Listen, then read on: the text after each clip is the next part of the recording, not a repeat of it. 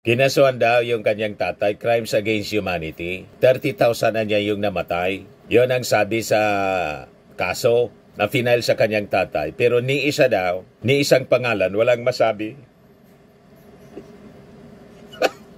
May ganon. Kung ganon, di panalo kayo. Kung totoo yan na kanyang sinasabi. Di malinaw po sa 30,000, 43 cases mga kababayan ng mga extrajudicial killings ang sinabmit mga kababayan sa ICC. Kasi kung 30,000 po, aabutin na mga 100 years yung trial.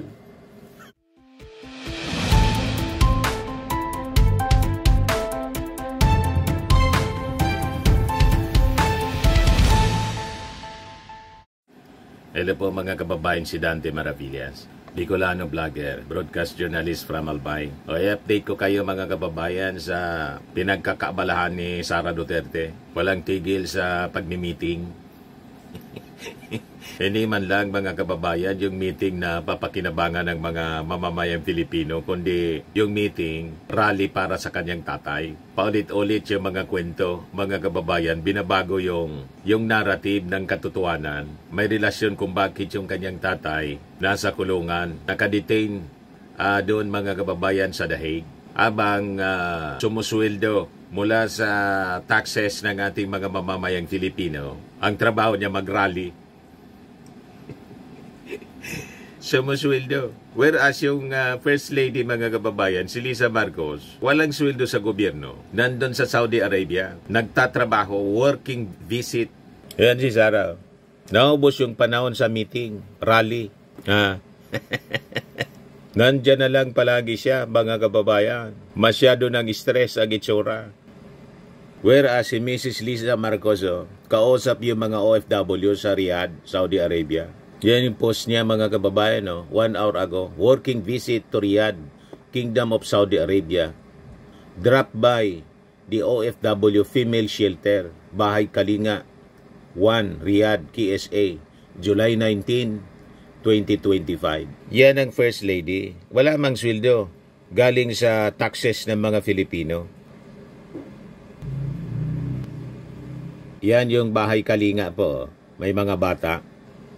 Tinakpan yung mga mukha ng mga nanay at bata. Yan Bahay Kalinga. Welcome. Bahay Kalinga 2. Hindi yan sumisweldo mga kababayan mula sa taxes ng ating mga mamamayang Filipino, pero nagtatrabaho. Ang sadya niya pag pumunta sa ibang bansa, working visit. Nakita niya, kahit na nga pumunta sa Los Angeles, na naging kontrobersyal dahil sa pagkamatay ni Paulo Tantoco, na isinabit, dinawit pati yung First Lady. Working visit yon mga kababayan. Kasi pinopromote doon yung ating tourism and film. Manila Film Festival in Los Angeles. Nakita ninyo? What about si Sara Duterte? Lahat po tungkol sa kanyang tatay. Yung mga pinagagawa nilang rally, wala man po yan epekto sa magiging desisyon ng mga judges ng ICC. Ang dapat gawin nila sana, mga kababayan, pagandaan dapat yung mga ebidensya ng kanilang defense. Dapat doon. Kaya lang, ginagamit mga kababayan ito na mga rallies para siraan yung ating gobyerno po, yung ating administrasyon, na sila inaapi ng ating administrasyon. Yung crimes against humanity na final ng mga victims, family of victims, ng AJK mga kababayan, ipinapahid ngayon sa ating administrasyon. Yan si Sara. Sige lang ang meeting. Bigyan nyo sa amin. Isa-isahin natin ang mga pangalan. Hindi yung pwedeng magsasabi ka lang 30,000 ang namatay. Tapos kahit isang pangalan, wala kang maibigay.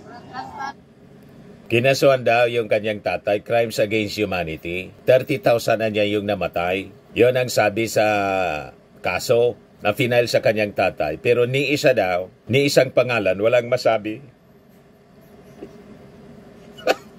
May ganon. Kung ganon, di panalo kayo. Kung totoo yan na kanyang sinasabi. Imalinaw po sa 30,000, 43 cases mga kababayan ng mga extrajudicial killings ang sinabmit mga kababayan sa ICC. Kasi kung 30,000 po, aabutin na mga 100 years yung trial.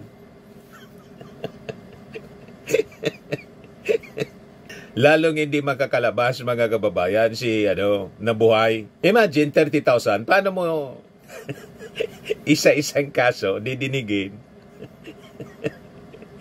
Di ba? Kaya ang ginawa po for facility, sample cases, just to establish the pattern of mass killing na ginawa mga kababayan ng Duterte administration. Yan 43 cases show pattern.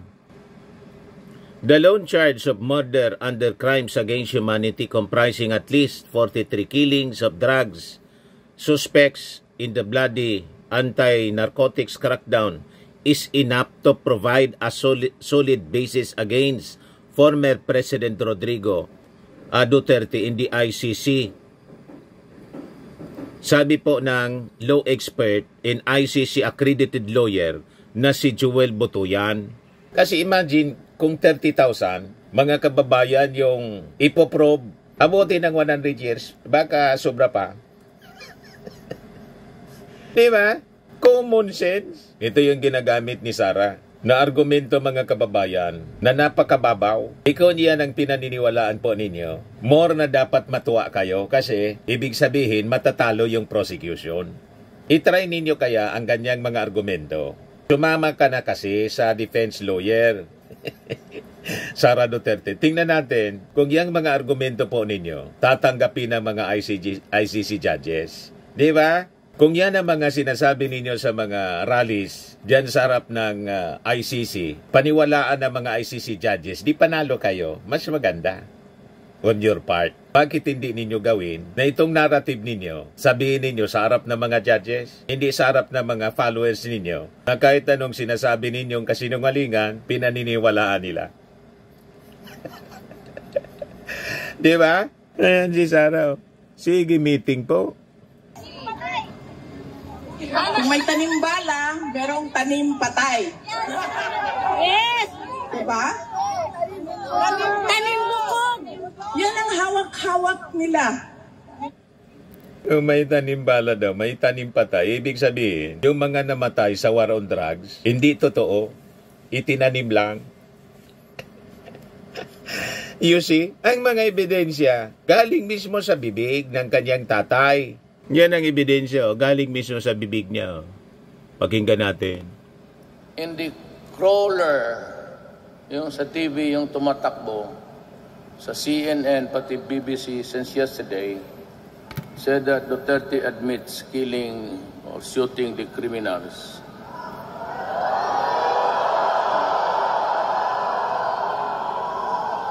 Hindi sila nagkamali.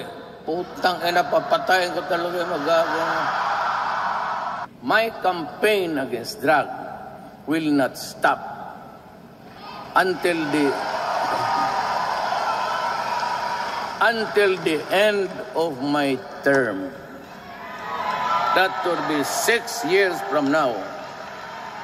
Until the last pusher and the last drug lord are...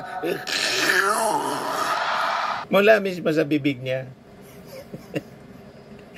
O diba? Pagkatapos ganyan ang sasabihin ni Sara. Lahat baliktad sa katotohanan mga kababayan. Ngayon, laban sa dating Pangulong Duterte.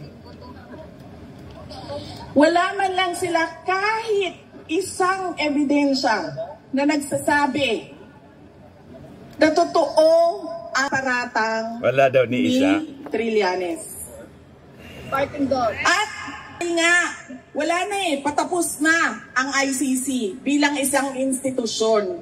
Wala na silang kaso.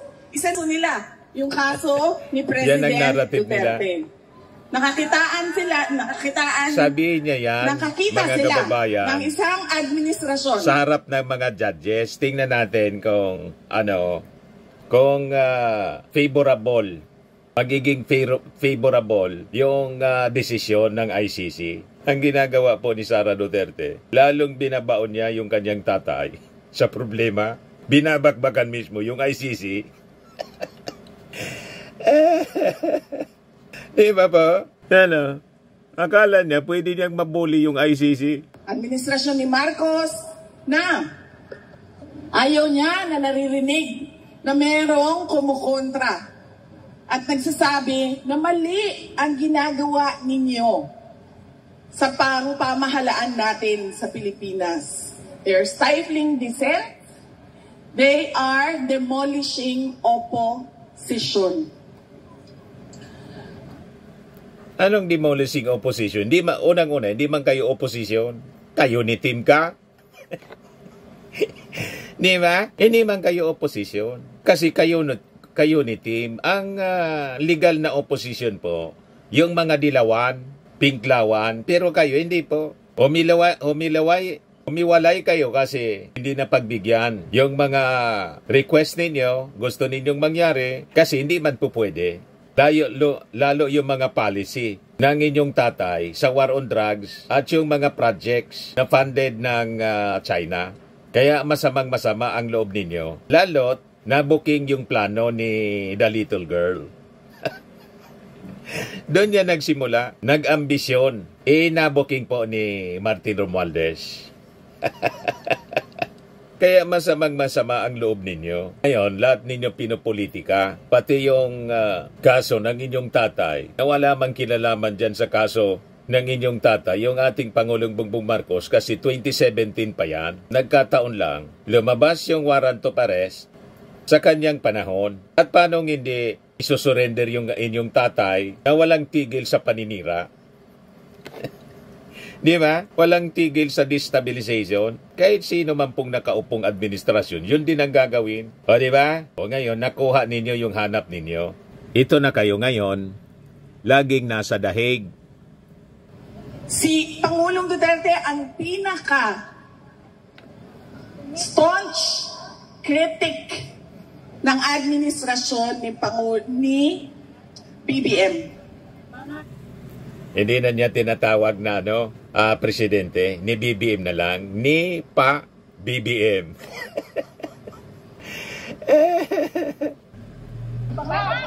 Kaya anong ginawa nila? Nung seryoso na tinatanong, may problema ka sa kapasidad mo mag-isip dahil gumagamit ka ng cocaine. Nung nagsabi na si Pangulong Duterte, pumirma ka ng budget, presidente ka, pumirma ka ng budget na madaming blanco. May problema daw sa pag-isip dahil sa cocaine. I-compare naman po ninyo sa pananalita at pag-iisip yung tatay ninyo at kayo kaysa sa ating Pangulong Bongbong Marcos. Malabo po na nasa impluensya ng cocaine. I-compare mo yung sarili mo kay President Bongbong Marcos, sa pamilya ninyo. Malayo po ang manifestasyon. Mas may manifestasyon po mula po sa inyo. Yan diba? Huwag kang mag-alala, ma'am, sa security ko. Kasi may kinausap na ako na tao. Sinabi ko sa kanya, kapag pinatay ako, patayin mo si BBM, si Lisa Araneta, at si Martin Romualdez. No joke. No joke.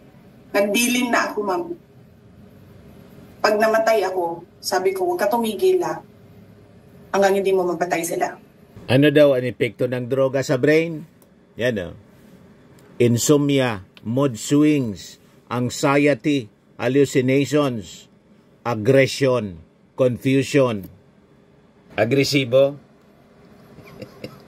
Wala man ganun po na manifestasyon sa behavior ng ating Pangulo. May kilala akong babae na nagdi-display ng ganong pag-uugali, behavior, aggression. Walaan ninyo, Sara, kung sino. Base yan sa research, Sino nga pala, Sara, yung babaeng opisyal na ini-imagine yung ulo ng ating Pangulo na tanggalin?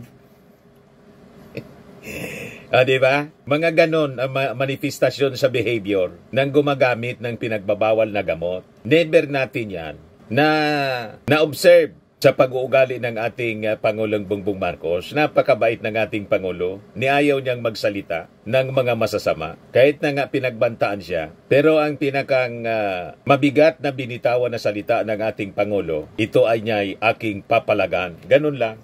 Di ba? Wala kang marinig ang mga salita ng paganti. Ganon. Madaling sabi, matino ang pag-iisip ng ating Pangulo. Malabo na nasa impluensya ng Coke, tulad ng sinasabi ninyo. Tama ba? Blanco sa pera. Hindi blank check ang budget. Kailangan nakasabi dyan kung saan gagamitin at magkano. Ibig sabihin, hindi mo binasa ang budget. Recycled po ang issue. Ano na pala nangyari doon sa final na kaso ng mga kakampi ninyo sa Kongreso? Yung grupo ni Alvarez, dating speaker, hintayan niya lang natin kung totoo yung mga sinasabi ninyo. Wala eh, hindi na nga napag-usapan pagkatapos nire-recycle niyo lang po ang mga isyong yan. O diba? Lahat recycle, yung bangag-bangag-bangag. Ngiwi. Nadamay pa si Paulo Tantoco. Yan tuloy, nag-react na yung kanyang nanay. Ano sabi ng kanyang nanay? Tinina Tantoco, sumulat sa sa Billionaire News. Wala man niya doon yung pangalan ni Miss Lisa Marcos. Yan Mother of Paulo Tantoco speaks out on grief, media narrative. Yan the First Lady was not involved in any way with our son's death. The partial autopsy report is open for you to see. You nowhere did it say our son died of overdose. It had cocaine effect, accident, and heart disease. Lahat fabricated po yung kwento. Ayan. Diba? Nadurog yung inyong kasinungalingan. Pero ngayon, alam natin na karating na sa kanya yung verification na ginawa ng kaalyado nilang istasyon, Net25. Yun mismo yung nagdibang. Wala ngayon silang sinasabi. Tahimik lang sila. Ganon. Labag sa batas yun. Kahit man ang mga blanco sa budget, labag din sa konstitusyon yun. Anong ginawa nila? Kinuha nila, sabi nila, ICC. Ito na, may kaso na kayo, ihahatid namin sa inyo. Walang problema. Illegal lang pagkuha sa kanya dito sa Pilipinas. Wala namang maghahabol sa amin dito. Kami ang pinaka makapangyarihan dito. At yan silang lahat, wala. Yan sila. So pinalalabas ni Sara, may influensya yung ating administrasyon sa pagpalabas ng ICC ng warrant of arrest na inimplement ng Interpol. Malabo po yon. No head of state mga kababayan. Not even President Trump, the president of the powerful country on the planet Earth, can influence the decision of ICC. Yan ang pinalalabas niya. Kaya sa paniwala nila na pwedeng impluensyahan yung mga senador na kaalyado niya, si Alan Peter Cayetano, si Bongo, si Bato, si Robin Padilla, nag-file ng resolusyon para sa interim release ni Digong. Yes, sabi ni ex-ICC Judge Raul Pangalangan, Senate post niya for Rodes house arrest carries no legal weight.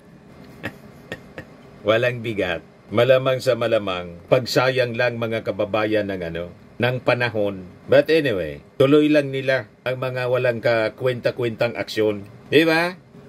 Bakit? Meron pa bang mga tao na pumupunta doon? Sabi ko, ang daming Pilipino sa buong mundo ang laging gumagawa ng pagtitipon. Sabi ko sa kanya, kahit 5 na lang kami doon sa park, magsasalita pa rin kami. Kahit 5 lang kami, ay mali pa rin yung ginawa nilang pagkuha, pagdukot sa iyo. Hindi naman dahil madami tayo, ay tama. Pag konti na lang tayo, ay mali. Ay tama na yung ginawa nila. At dahil marami tayo ginawa nila, hindi. Kahit mag-isa lang akong tatayo dito,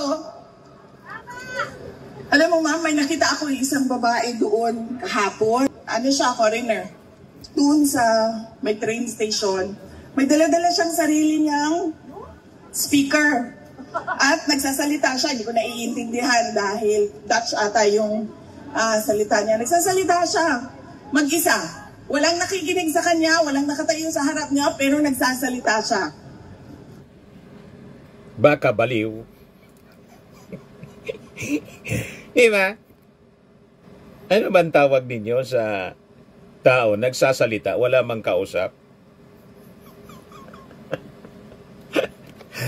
Di ba?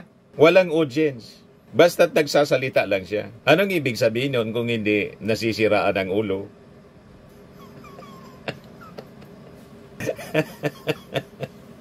Proud pa siya.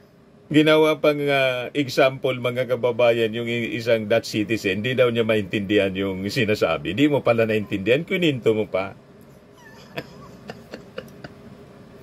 Di ba, mga kababayan? Nagsasalita mag-isa, nagmi-meeting mag-isa. Anong tawag mo dyan kung hindi baliw?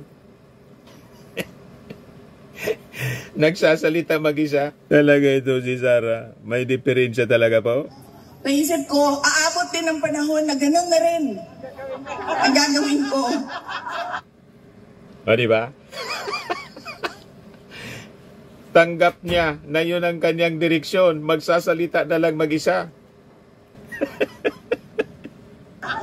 Kahit mag-isa ako, magsasabi ako sa ICC, mali ang ginawa ninyo at pinagpipilitan nila ang mali na ginagawa nila dahil dinidikdik nila sa ating lahat ang kanilang mga paniwala. It's a very Western-centric mindset. Nakita niyo ba kung meron silang nakuhang mga malalaking detainees, mga akusado? Saan sila lagi kumukuha? Diversionary po. Nonsense and diversionary. Yun ang ginagawa mga kababayan ni Sara Duterte. Pero ituloy mo lang yan. Ang sinisiraan niya ngayon, yung ICC. Hindi niya naisip, mga kababayan, na yung ICC, hawak yung kanyang tatay. Di ba? Ituloy mo ang yung mga ginagawa. Ang mga tao na nililitis nila sa Africa. Andun sa loob, kasama namin. Hindi ko lang sila makausap dahil French ang kanilang pananalita. Ganon. O sabi niya, nag-iisa lang yung kanyang tatay. May kasama pala doon na mga African leaders. Kita ninyo, mga kababayan, talagang may problema. Kontra-kontra ang kanyang mga sinasabi. Ang ginawa ng ICC. Ngayon, dahil alam nilang dalawa, alam ng ICC, alam ng administrasyon ni BBM, na wala kahit isang ebidensya, ay gumagawa na sila ng ebidensya. Lahat ng namatay, war on drugs. Yes. Lahat ng buto, War on drugs. war on drugs.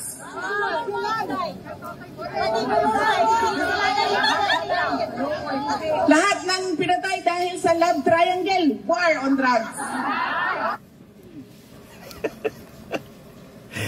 Kita ninyo, mga kababayan, kung ano-ano na lang po ang pinagsasabi. Bakit kailangan pa sa dami ng mga namatay sa war on drugs, mga kababayan? Hindi na kailangan na kumana pa ng mga ebidensya.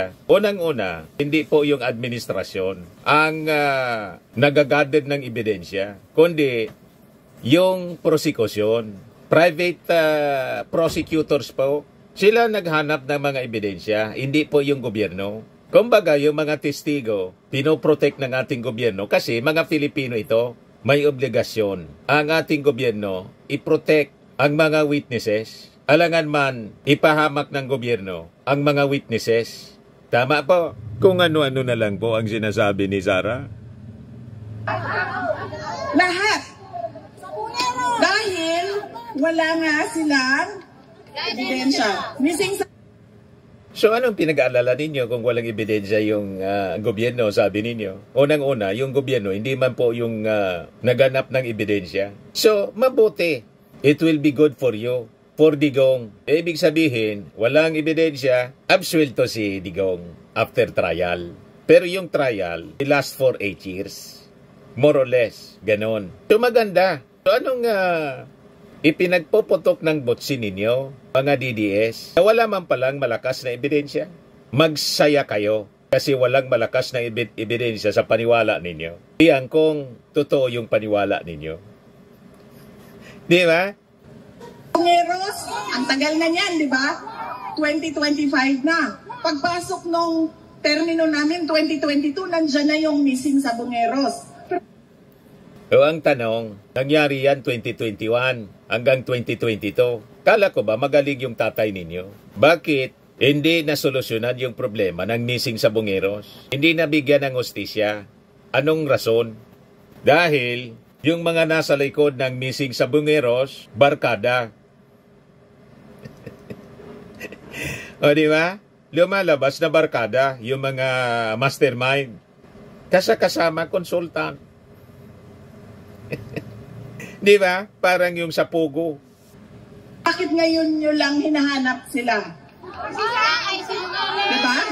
Kasi walang buto. Kailangan natin ang buto. Hanapin natin ang missing sa Bungeros. Mga biktima ng war on drugs.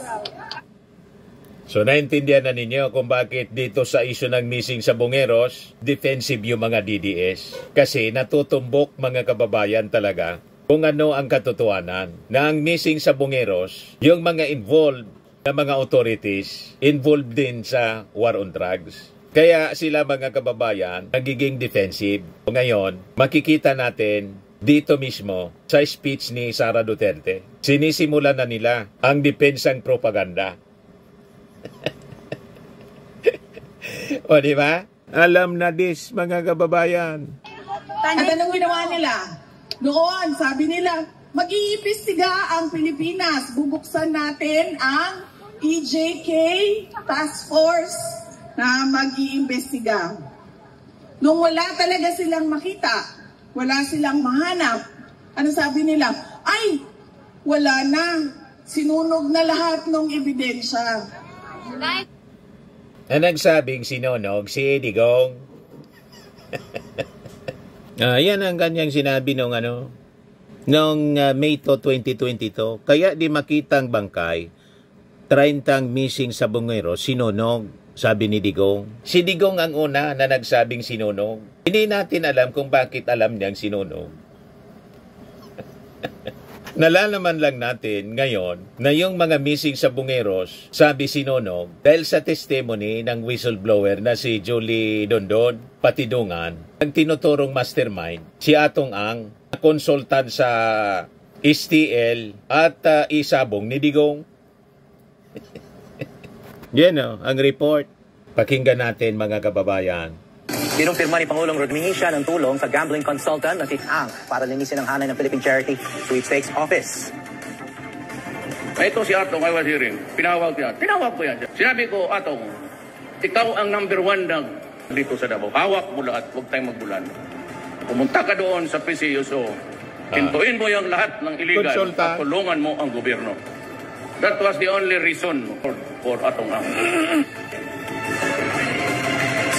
Naintindihan na ninyo kung bakit defensive sila at naging tema na ng meeting ni Sara sa Dahig.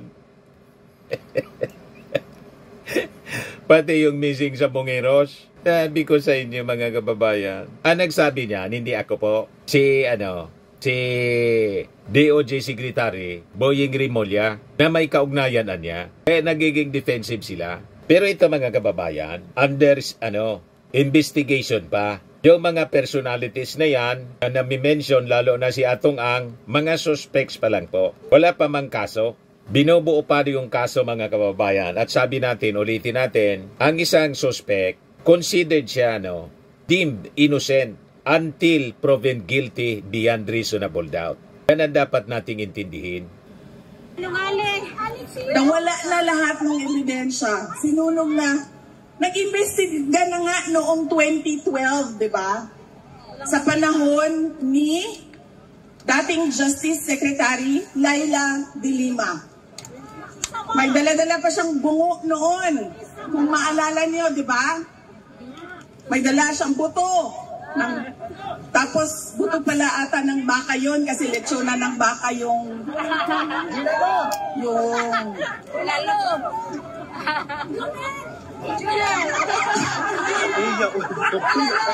Diba? Nag-imbestiga na sila 2012. O, nagbukas na kuno ng inquiry 2024. Hanggang ngayon, wala silang ebidensya. Pero hinawakan pa rin nila si dating Pangulong Rodrigo Duterte. Kasi ito na lang yung kaso namin. Hindi namin mahuli si Netanyahu eh. Hindi namin mahuli si Putin. Nasabit na pati si Netanyahu tapos si Putin.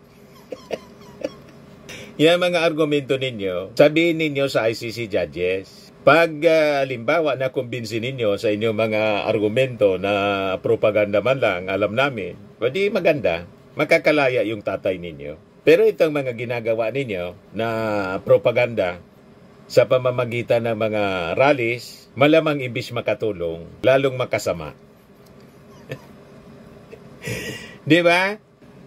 Sa mga naghanap ng malinis and spacious fitness gym, pumunta lang po kayo sa aming Colossal Fitness Gym. We also offer Grab Car Rental with our brand new 2023 model ng Toyota Innova. We also accept booking for those who are planning to travel via PAL, Cebu Pacific, and other airline companies, local and international, and bills payment for Meralco Bills, PLDT, Aleco Bills, etc. Ang Colossal Fitness Gym is located at 3rd floor Security Bank Building, Landco Business Park, Legazpi City, Albay. For inquiries, look for Chilon Maravillas. Contact number 0966-802-0949. Yan yung aming Innova. Lagi na pong matao sa amin. Pati mga foreigners po, tingnan ninyo. Mga British tourists sila.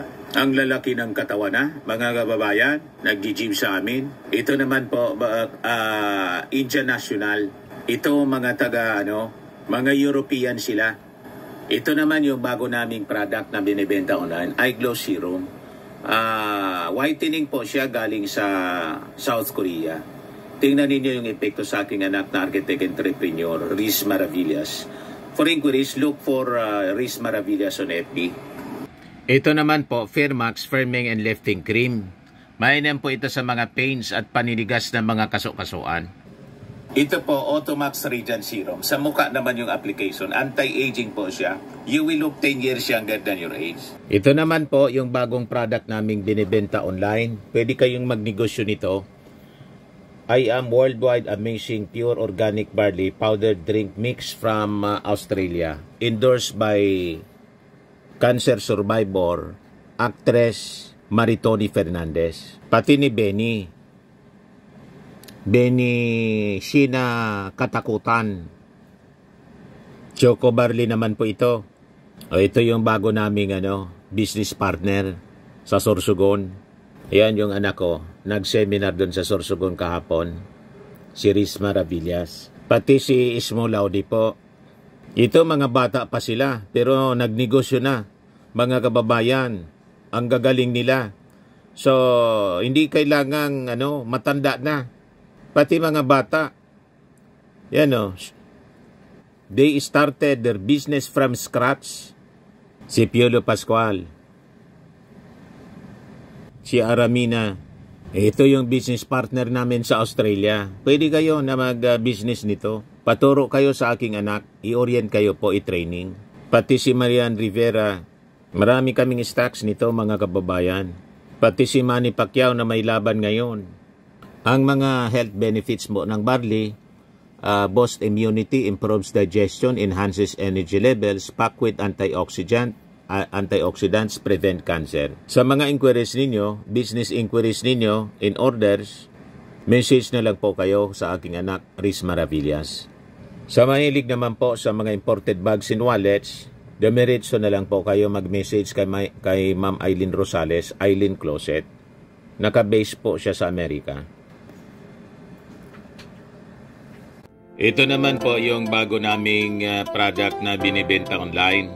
iGlow Serum, whitening po siya. Tingnan ninyo yung epekto sa aking anak na architect before and now. Yung mga inquiries po ninyo, dumiretso na lang kayo sa kanyang Facebook account, Riz Maravillas.